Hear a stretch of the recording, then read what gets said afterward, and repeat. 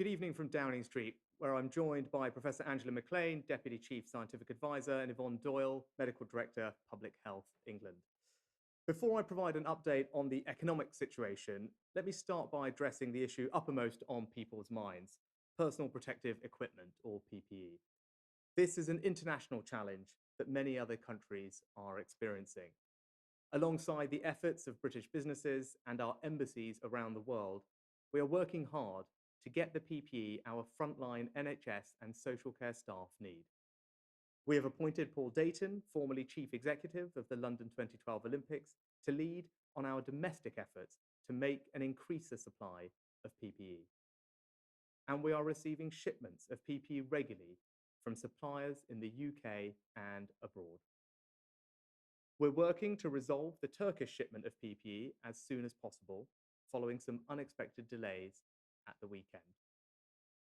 Today, we have unloaded a shipment of 140,000 gowns from Myanmar. And we are, of course, continuing to pursue every possible option for PPE procurement. Let me now turn to the economic situation. Exactly a month ago today, I stood at this lectern and said we would step in and help to pay people's wages. We promised this support would be available by the end of April. Today, we deliver our promise. HMRC opened the Coronavirus Job Retention Scheme at 8 o'clock this morning. As of 4 o'clock this afternoon, over 140,000 firms have applied, and the grants they'll receive will help pay the wages of more than 1 million people. 1 million people who, if they hadn't been furloughed, would have been at risk of losing their job. Firms applying today should receive their cash in 6 working days. HMRC will continue to provide updates on the number of people furloughed. And let me put on record my thanks to the thousands of staff at HMRC and HMT who have made this happen. People have come out of retirement, put aside their normal duties, and worked around the clock from their kitchen tables and spare rooms to get this new system up and running. This remarkable story of public service reminds us how many different people are playing a role in this crisis, and I'm very grateful to all of them for everything they have done. It's important to be clear why we have introduced the CJRS and the other schemes we've put in place to support the self-employed and businesses. We've never seen an economic crisis like this one. Times like this demand that we put aside ideology and orthodoxy. Times like this demand that the state turns to its most immediate purpose, the protection and support of its people. The goal of the new schemes we've developed is to maintain as many people as possible in their existing jobs, to support viable businesses to stay afloat, and to protect the incomes of the self-employed to allow them to trade again. To maintain, in other words, our economy's productive capacity so that we can bridge through this crisis. That is what we have done, and the Office of Budget Responsibility said last week that the situation would have been much worse if it hadn't been for our actions. But in everything we have done, even in our defense against the immediate crisis, we have also been sowing the seeds of our ultimate recovery. As we look ahead and start to plan for our recovery, it is critical we don't just maintain companies and jobs that already exist, but that we also encourage the businesses, jobs, and technologies of the future. Innovation and entrepreneurship have powered growth in our country for centuries, and it is what will drive our growth as we recover from this crisis. To that end, earlier today, I launched 2 initiatives to support the most innovative firms in the country, worth £1.25 billion. First, we are launching a new future fund worth £500 million to make sure that high-growth companies across the UK can continue to access the investment they need during this crisis. Launching in May, the Future Fund will provide UK-based early-stage companies with convertible loans between £125,000 and £5 million. Our Future Fund will match investments made by private investors in early stage businesses on terms that protect the UK taxpayer. Second, alongside the new Future Fund, the Business Secretary, Alok Sharma, has worked closely with Innovate UK, our national innovation agency, to provide £750 million of grant and loan funding for tens of thousands of highly innovative firms in every sector, every region, and every nation of the UK. He, like I, believes strongly in the role of innovation and enterprise in recovering our economy. As I said last week, right now, the most important thing we can do for the health of our economy is to protect the health of our people. We must continue to slow the spread of the virus, to make sure fewer people need hospital treatment at any one time, and protect the NHS's ability to cope. Today, the government's ongoing monitoring and testing programme reports 501,379 tests for coronavirus have now been carried out, including 19,316 tests carried out yesterday.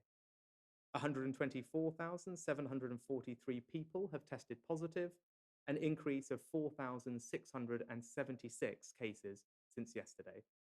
17,971 people are currently in hospital with coronavirus in the UK. And sadly, of those who have been hospitalised, 16,509 have now died, an increase of 449 fatalities since yesterday. Our thoughts are with the families and friends of all those who have lost their lives. As we look forward towards the next stage in our battle against this disease, there are encouraging signs that we are making progress. But before we consider it safe to adjust any of the current social distancing measures, we must be satisfied that we have met the 5 tests set out last week by the First Secretary. Those tests mean that the NHS can continue to cope, that the daily death rate falls sustainably and consistently, that the rate of infection is decreasing, that the operational challenges have been met, and most importantly, that there is no risk of a second peak. So I want to thank each and every person across the UK who is following the government's advice to stay at home, protect our NHS, and ultimately save lives. Thank you. Let me now hand over to Angela before taking questions from the media. Thank you. The first piece of data that we have to look at this afternoon is about that issue of how people are staying at home. So what we see here is a record of how many people have been using different kinds of transport since the middle of March. And what that shows is how people have responded to this call that all of us do need to stay home. And in particular, what you see is that for all kinds of public transport, use now is down to less than 20% of what it was during February. Indeed, rail and tube use are down by 95%. So for all those people who have stayed at home in order to protect the NHS and save lives, I think we can look at this graph and say pretty much everybody else is doing it as well. If I could have the next slide, please. And that's reflected in these data, which are about new UK cases running from the 21st of March to the 20th of April. And what you see in blue there is what are called Pillar 1 people who've been tested positive. So that's mostly people in hospital. And then in the orange on top is swab testing for key workers and their households. And the relief that you get when you look at that picture is to see that it has stopped rising and is now pretty much stable and flat. Next slide, please. And that's reflected in these data about people who are in hospital with COVID-19. Across the whole country, that also remains stable. But here in London, this is now the 7th day in the row that those numbers have fallen. So that means that the balance between people who are going into hospital because they've fallen ill and people who are going home because they're well again now is in the opposite direction, so that there are fewer people each day in hospital with COVID. We're looking forward to seeing that pattern replicated across other regions of the country. Next slide, please. And finally, we get to the slide comparing how many people have died in the UK in comparison with other countries. We have two different ways of keeping track of that here. We have the very up-to-date data, which goes right to yesterday, and that's UK, but only counts deaths that occurred, sadly, for people who are in hospital, and those are deaths by the date of registration. And then further back on that slide, you can see data from the UK for all settings, and that data takes longer to put together and present. So that's why on this slide, that data is only a shorter data run. And with that, I will finish so that we can turn to questions. Brilliant. Thank you, Angela. Can we turn first to Hugh Pym from the BBC? Yes, thank you. I wanted to pick up on the issue of PPE, which you mentioned. We're hearing of continuing concerns amongst some health and care workers about PPE. Are you ashamed as a government that there are some NHS staff going into work who say they're worried about their safety because they fear their hospitals might run out of PPE? Thank you, Hugh. Absolutely, everybody working incredibly hard on the front line deserves to have the equipment they need to be able to do their job safely. And we're working round the clock to make sure that we can deliver on that. Obviously, a billion pieces of PPE have been delivered, I think 12 million yesterday. And as you heard from me, we're improving our sourcing internationally and domestically to make sure we can get the PPE we need, but in what is a very challenging international context. But people on the front line can rest assured that we are doing absolutely everything we can and straining everything we can to get the equipment that they need. I don't know, Yvonne, if you want to add anything. Thank you, Chancellor. So yes, Hugh, it is of concern, and obviously we want people who are working on the front line with patients at high risk to have what they need. And over this weekend, I know, for instance, that 12 million pieces have been delivered to 141 trusts. And as has been said, there's incredible work going on internationally in a very high burn rate situation, but also working to ensure that people use the guidance that is there in the most precautionary way to make the very best use in a safe way of what is available. So a difficult situation, undoubtedly, working very hard to make it better and trying to make sure we deliver to where it is most needed. Brilliant.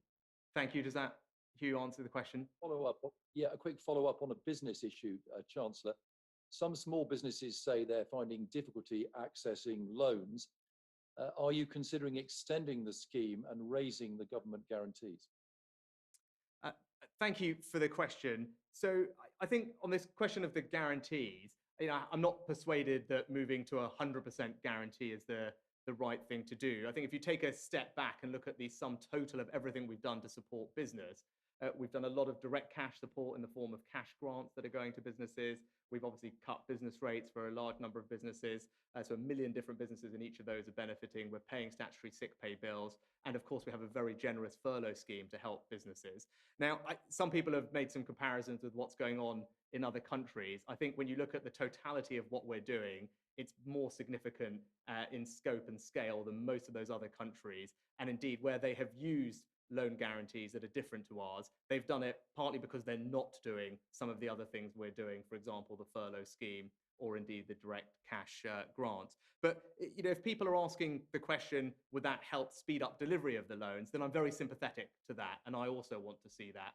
I'm pleased to tell you now, the latest data I have is that 12,000 loans have now gone out to small businesses. That's more than double where it was a week ago, which was double where it was a week before. I think 35,000 or so applications have been made. The acceptance rate seems to be running 80 to 90%. So I think there's signs of progress there, which I'm watching very carefully, and also working with the British Business Bank and banks to see if there are any other elements of the process that we can streamline, simplify, or strip out bureaucracy. There are a couple of operational tweaks that I won't bore you with that we have made just recently that will also help. But rest assured, I'm watching it very carefully to ensure that credit gets to the businesses that do need it. Could we go next to Robert Peston from ITV? Good afternoon to you. The ONS seemed to indicate today with its data that your deaths in hospitals are underreporting the totality of deaths from COVID-19 by as much as 40%. Do you think that is right? Do you think that we will, when we get to the end of this, see the death rate roughly, 40% odd higher than the numbers you've reported so far from hospitals?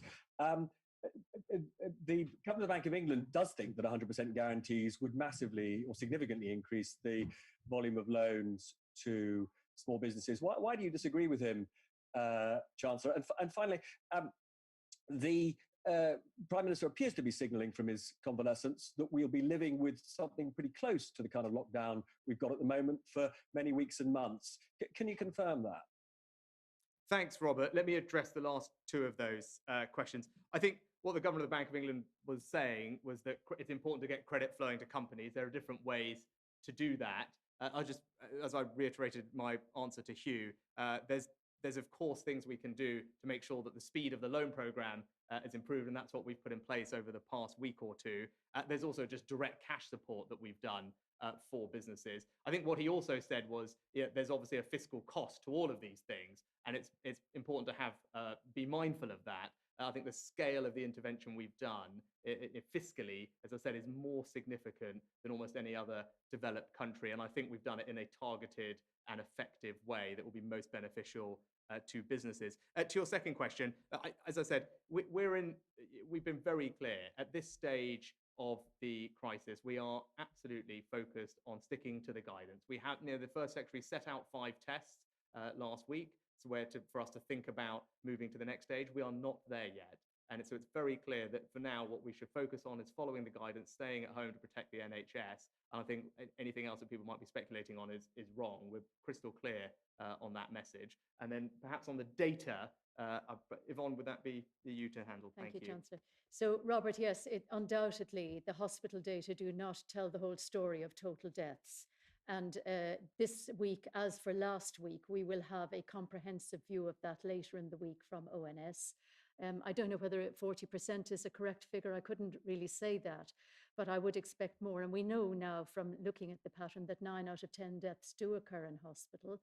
What I do feel is that the burden of mortality outside of hospital isn't evenly distributed throughout the country. It will mirror where, for instance, there may be more care homes or more hospices. So we'll see an uneven pattern of that, but we'll certainly know for sure later this week what the comprehensive number is. Thank you, Yvonne. Thank you, Robert. Can we turn next to Beth Rigby from Sky? Thank you, Chancellor. A question first for Professor Doyle, if I may. Some of the bodies representing medics are deeply concerned that Public Health England have downgraded PPA guidelines on Friday based on the availability of equipment rather than safety standards. Do you acknowledge that NHS staff are potentially risking their own safety to look after patients? And just to the Chancellor, you've put the furlough scheme in place until June. You now have some idea of take-up. Can you give us an estimate of the cost, and will you extend it further if necessary? Thanks, Beth. I'd say we don't have an estimate of take-up yet. It's just the first day that the scheme is opened. And as I said, I expect those numbers to continue to increase over the coming days, and I'll provide regular updates on them. I think the OBR set out an estimate of costs last week, which I would refer you to, and we did extend it last week. Given where we are, and given where we are in the crisis, and given where we are in the state of the economy, I thought that was the right decision to provide some long-term certainty for businesses and security for their employees. I can't tell you now what the future will look like. We keep these things under constant review, and it will depend on the evolution of how we move through this crisis and move to the next phase. And I think with your specific question on PPE, Yvonne will answer, but I would say, I think in all cases, we've taken advice and guidance that is in line with the WHO, the CDC, and Public Health England, but I'll let Yvonne answer specifically. Thank you. Absolutely, Chancellor. And thank you, Beth. So the guidance remains exactly the same. What has happened over the weekend is to cover people really and give them some security in exceptional circumstances. Advice has been produced jointly with the NHS about how to be safe in circumstances where supplies may be at risk. And that is a very precautionary set of advice. It is not actually, it's quite the opposite to putting people at risk because there aren't enough supplies. It's trying to ensure that people are well secured and safe when there may not be enough supplies. And it also stresses how important it is not to take risks and when it is not right to do certain things in practice with the PPE. So it's very important that people understand what that is actually saying. And it is advice. The guidance has not been downgraded. Is that clear, Beth? Yeah, just to follow up, Professor Stoll, medics have told me that they feel that the guidelines are based on availability of equipment, not on safety standards, and they feel nervous. Can you understand why some NHS workers might feel if they go to work and they haven't got the equipment, they just can't stay in that environment? Of course, I understand people's anxieties on the front line where they're in a very uncertain situation. But I would stress again that the advice has been put out precisely to give them some information in those kind of circumstances about what is the right and what is not the right thing to do. And it is built entirely on the guidance that exists, and it is consistent with what WHO CDC say in exceptional circumstances should be done. Thank you, Yvonne. Thanks, Beth. Could we go next to Andy Bell from Channel 5? Yes, thank you very much. And really just to follow up on that. So if a worker in a care home, for instance, or if a doctor or a nurse in the NHS says, I am not prepared to go into my work because I'm not satisfied, I have the correct PPE that is appropriate, would you support their decision not to go in? So in these circumstances, it's very difficult to give local advice in a local circumstance. But what we're very clear with guidance is that the guidance tell you what is the right thing to do and what is safe. And that is very much then based on people's judgment of that, its use, the risk assessment they're in. So certainly, people have to make their decisions based on whether they are in a risky situation or not.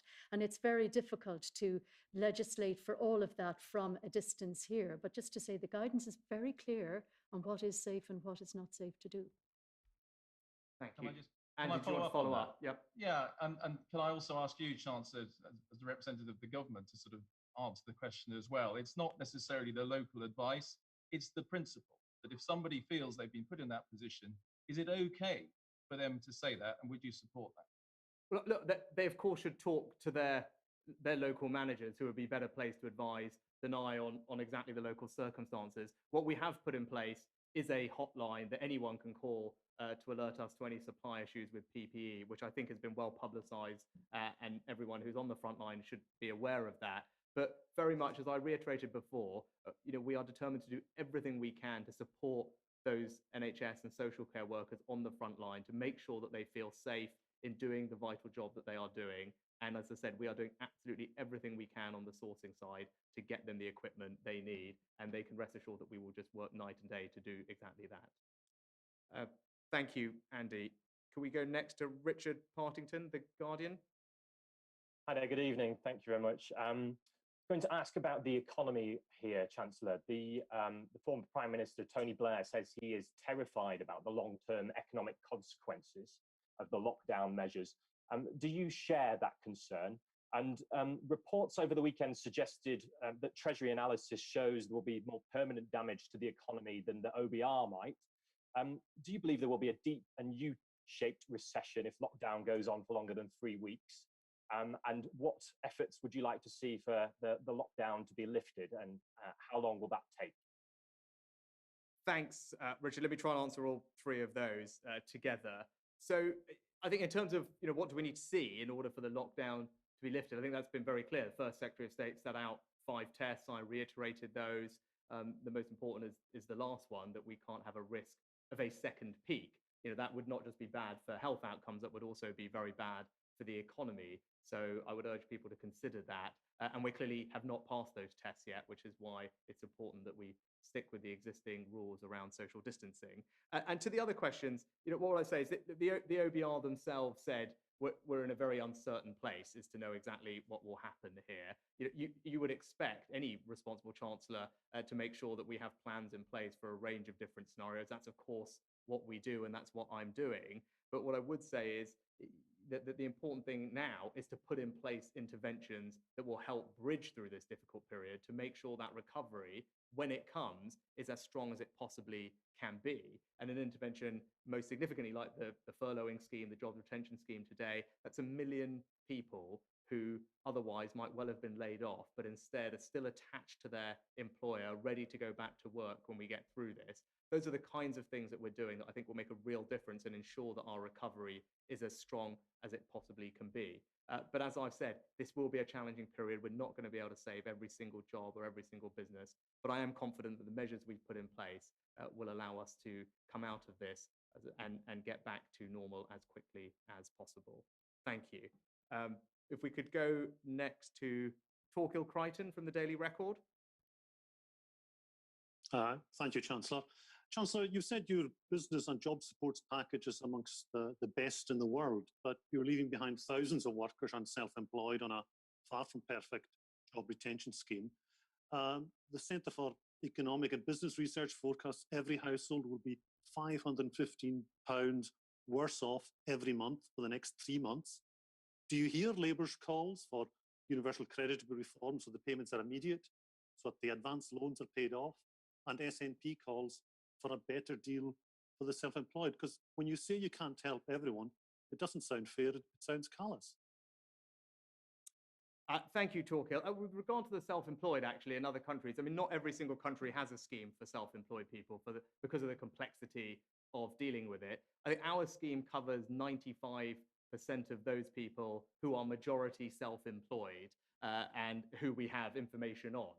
And I think when we put the scheme in place in conjunction with all the various trade associations representing self-employed, it was an accepted principle that, of course, we could only design a scheme to get money to people who we had tax records and information about. Otherwise, any scheme would be then abuse and fraud. And that was a pretty accepted principle. We started with that base. We said we want to protect people who are mainly self-employed. That means people who make the majority of their income from self-employment. And of those, we've protected 95%. That's almost 4 million people who will, at the beginning of June, be able to apply and then receive payments in exactly the same way as those who are employed. 80% of their average self-employment income over the past few years, up to a maximum of $2,500 a month. So we've actually tried to treat them in the same way as possible, and that will be up and running reasonably soon.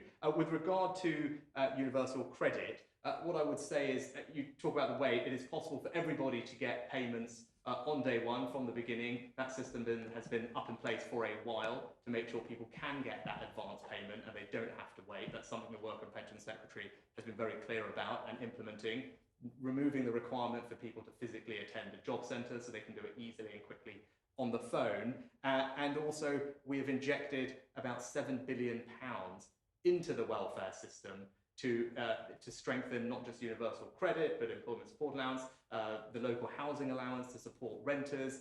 All of those aspects of the welfare system have been strengthened so that the safety net there will be stronger for people who need to rely on it. So whether it's the furlough scheme, the self-employment scheme, or the interventions on the welfare side, I feel confident saying that we have taken extraordinary and unprecedented steps to provide as big a safety net for as many people as is practically possible.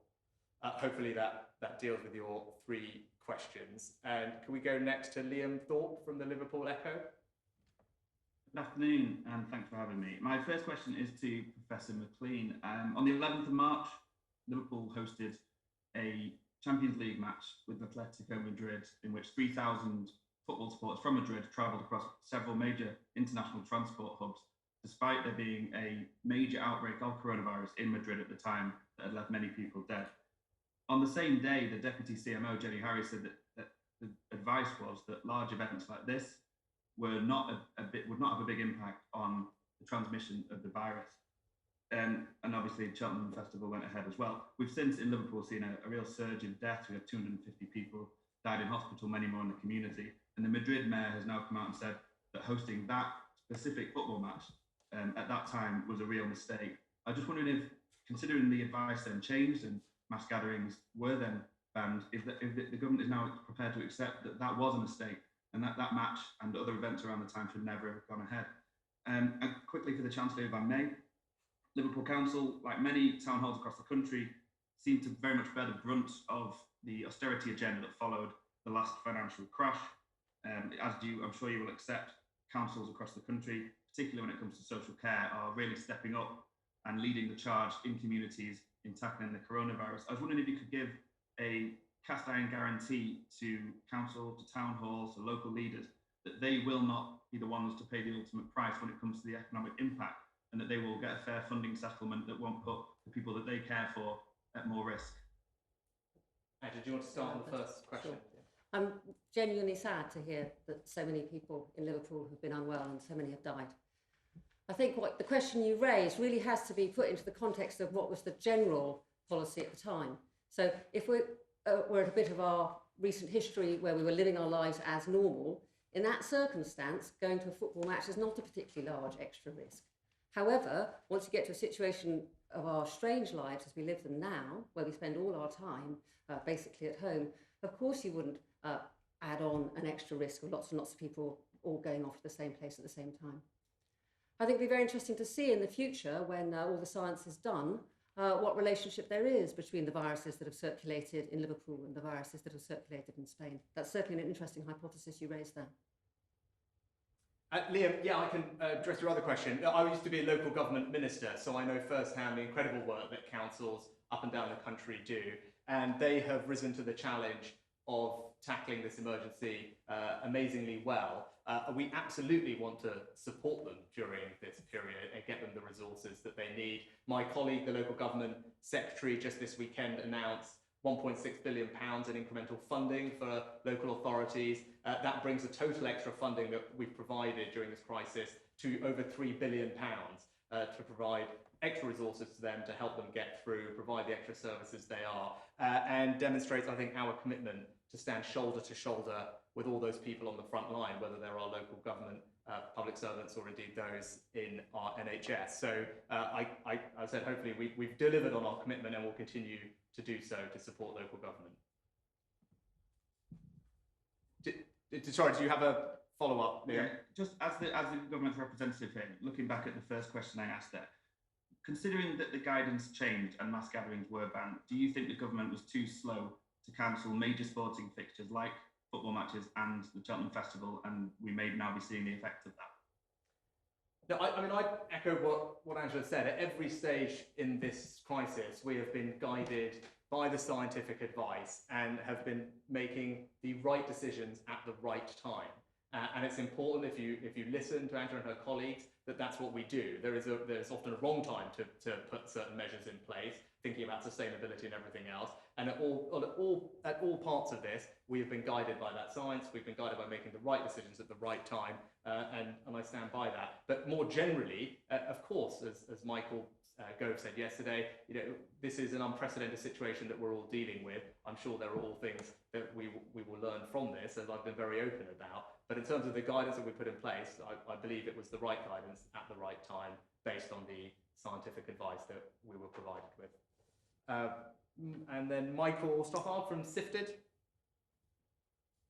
I've got two economic questions about the startup fund and then one for Angela and Clay, if you'll permit me. First question for the Chancellor.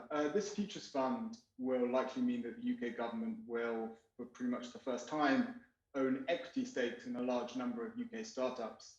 It's seemingly a move towards a more French and German approach, where the state is regularly taking equity stakes to help startups. So my question is, do you believe this new equity owning approach is strictly temporary due to the crisis? Or does this signal a broader shift in government policy towards startups, with taking equity a new tool that's now really in play for the government? The second, just economic question, Sifted is a startup itself. We're new media backed by the Financial Times writing about startups. We know firsthand that a lot of startups run with very short cash runways. There's obviously been some criticism of the British Business Bank in terms of delivering on some of the other funds. What assurances can you give to startups that this money will come quickly? Because 6 months may be too late for a lot of high growth startups. And then finally, sorry, just for Angela McLean, on a totally different topic. The Deputy Governor of the Bank of England today said it wasn't clear if people would return to work and normal life even after restrictions are lifted. People are clearly very scared. Do you have any behavioral modeling which could predict how people will respond when the lockdown is eventually relaxed?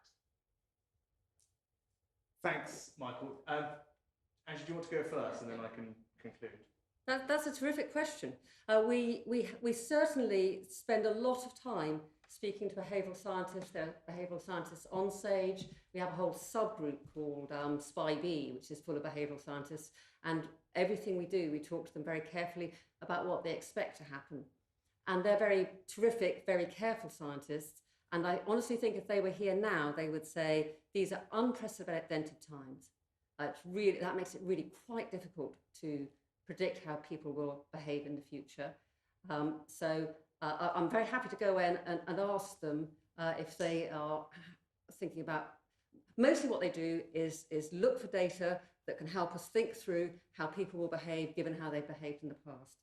And whether people will, how much people will go back to work, should it become, when and if it becomes available, I think would be a very hard thing to predict given just what strange days we're in. Thanks, Angela.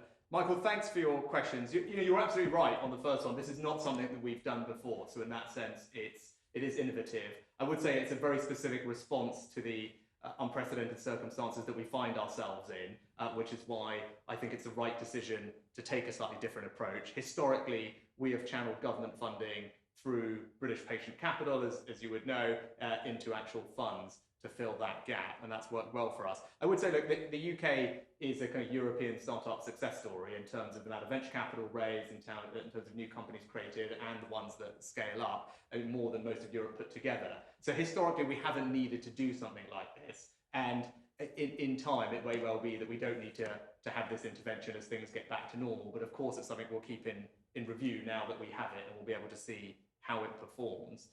But as I said, it is designed to support what I think is one of the most dynamic parts of our economy, and will be vital for getting us out of this and getting growth back onto an upward trajectory, which is why I thought it was the right thing to do today.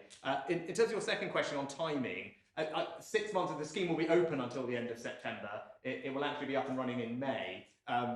So I would say that, and the term sheet for the convertible loan product that we will match fund is available online at the gov.uk website. So for those people who think they might need to raise capital, I'd say go and have a look at that term sheet. If you think it might make sense for you, start putting your round together, confident that this will be up and running in May, and then we'll be there ready to provide the capital that you require to drive your growth into the future, whether that's you at Sifted or any of the other startups that might be benefiting from the scheme.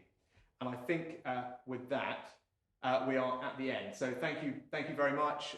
Thank you, Andrew and Yvonne, and everyone, as always, please thank you for your compliance with the social distancing guidelines. Please do follow the rules. There is, as the First Secretary said, light at the end of the tunnel, but we are not there yet. So we must remember to stay at home, protect the NHS, and save lives. Thank you.